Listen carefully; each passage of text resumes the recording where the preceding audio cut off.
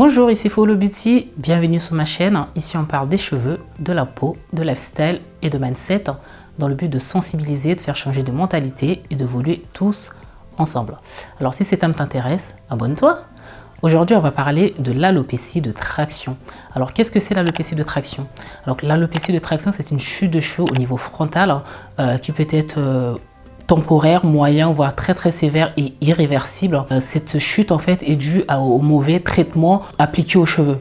La zone frontale, c'est une zone très sensible. On a l'habitude en fait de coiffer nos cheveux, de faire des tresses, de faire différentes coiffures. Quand c'est mal effectué, ça abîme nos cheveux. Les cheveux sont agressés, sachant qu'en plus c'est une zone très sensible.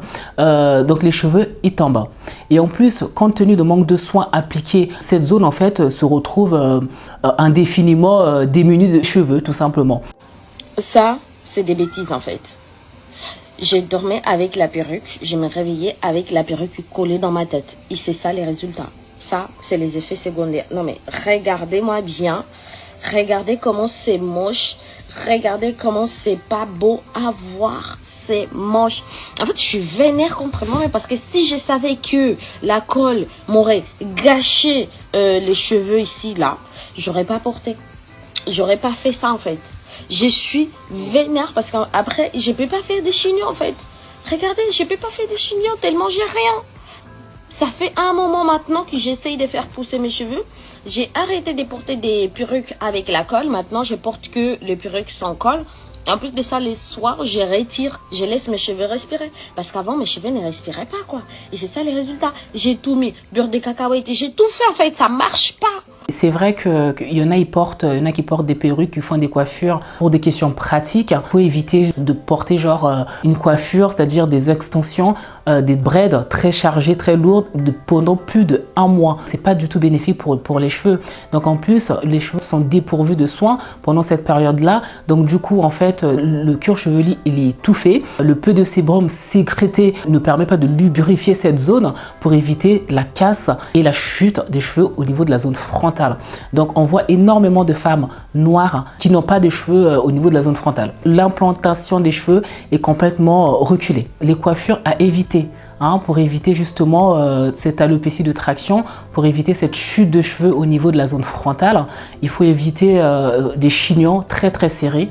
D'accord, les coiffures, les petites tresses ou des nattes collées très serrées sur la tête, très petites, des charges très lourdes sur la tête, c'est-à-dire avec les extensions, éviter les tissages avec de la colle, de perruques et les défrisages et les lissages. Donc tout ça en fait, ça c'est pas bénéfique pour nos cheveux. Il faut fuir les coiffures douloureuses. On a souvent tendance à entendre qu'il faut souffrir pour être belle. Non. Il ne faut pas souffrir pour être belle. Quand c'est pour souffrir le martyre au niveau de la tête et avoir des céphalées, des maux de tête ou peut-être ça peut être beaucoup plus grave, c'est plus normal.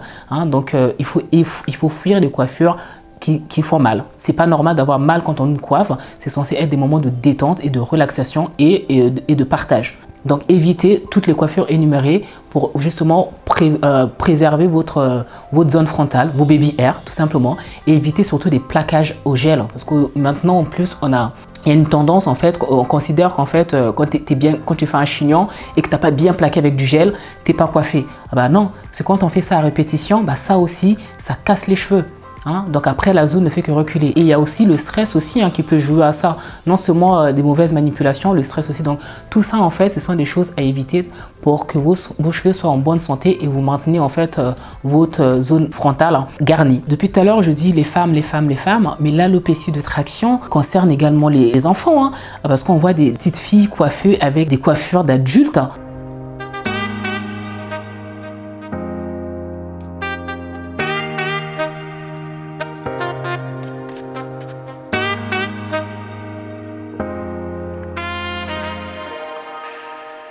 Sachant qu'en plus non seulement le cuir chevelu des enfants est encore beaucoup plus sensible et beaucoup plus fragile, ça n'aide pas du tout.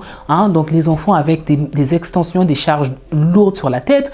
Alors, en plus de cela, on rajoute des perles, on rajoute 10 000 artifices sur la tête des enfants. On constate de plus en plus des enfants qui souffrent également d'alopécie de traction. Et quand ça commence dès le bas âge, c'est très difficile à rattraper, quoi. Ça peut être vraiment irréversible et l'enfant va grandir comme ça en souffrant de l'alopécie de traction. Dès que vous constatez en fait que l'implantation de cheveux commence à reculer au niveau de la zone frontale, il faut y remédier et arrêter toute pratique néfaste. D'accord? Et puis, nos enfants, en fait, n'ont pas besoin de coiffure d'adultes. Il faut essayer de leur faire des coiffures pour leur faciliter leur quotidien. Parce qu'en fait, non seulement ça tire les nerfs, même pour les adultes, c'est très dangereux. Parce que ça peut créer des maux de tête, des céphalées.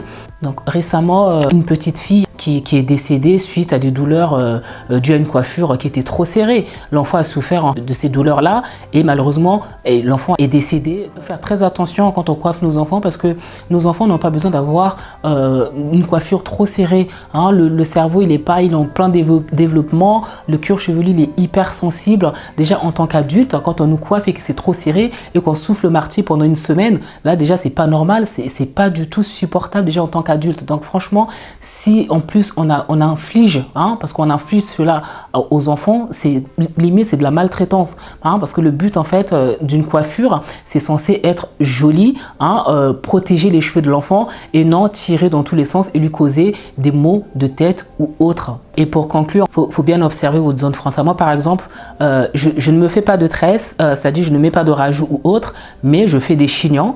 Donc parfois j'ai tendance peut-être un peu trop serré et donc je surveille vraiment ma zone frontale pour justement voir si ça casse ou pas. Quand je commence à constater que ma zone frontale commence un peu trop à se dégarnir, je lève un peu la main.